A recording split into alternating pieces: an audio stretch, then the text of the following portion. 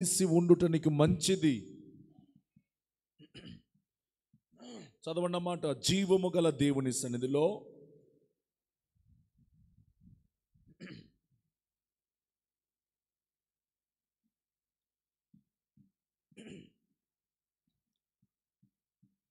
జీవము గల దేవుని సన్నిధిలో జనులు ఎలాగూ ప్రవర్తించవలెనో అది మీకు తెలిసి ఉండాలి. హల్లెలూయా.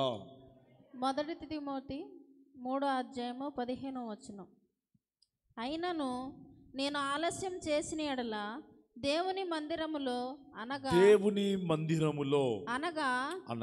జీవము గల దేవుని సంఘములో, ఈ జీవము గల దేవుని సంఘం, జనులు ఈ సంఘములో నీవు సమయానికే దేవుని సంధికి వచ్చేయాలి. అందరు వాక్యాన్ని చేత పట్టుకోండి.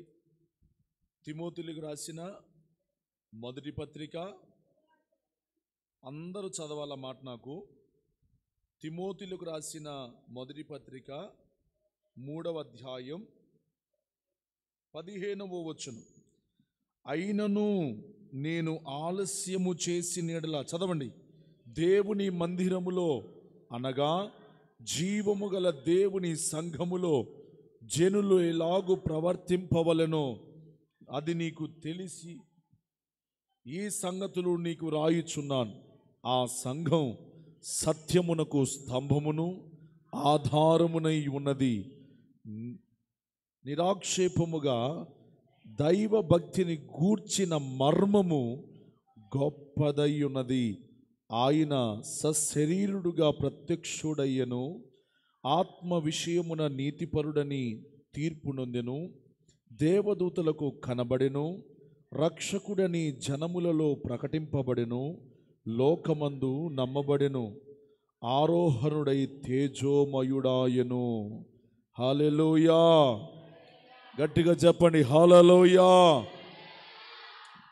దేవుని మందిరములో, దానికంటే ముందుగా అంటాడు కదా, అయినను నేను ఆలస్యము చేసిన ఎడల. Praise the lord. ఆలస్యము చేసిన ఎడల దేవుని సన్నిధికి ఎలాగూ రాకూడదు అని అంటే ఆలస్యంగా రాకూడదు. మొదటిగా ఎలా రాకూడదు? దేవుని మందిరములోనికి ఎప్పుడు కూడా ఆలస్యముగా రాకూడదు. ఒక అర్ధగంట ముందే బయలుదేరాలి, ఒక గంట ముందే రోడ్డుకు వచ్చేయాలి. వచ్చి ఇక్కడ ఏదైనా పరిచర్య ఉంటే పరిచర్య చేయాలి, లేదా మోకరించి కన్నీళ్లతో ప్రార్థన చేయాలి.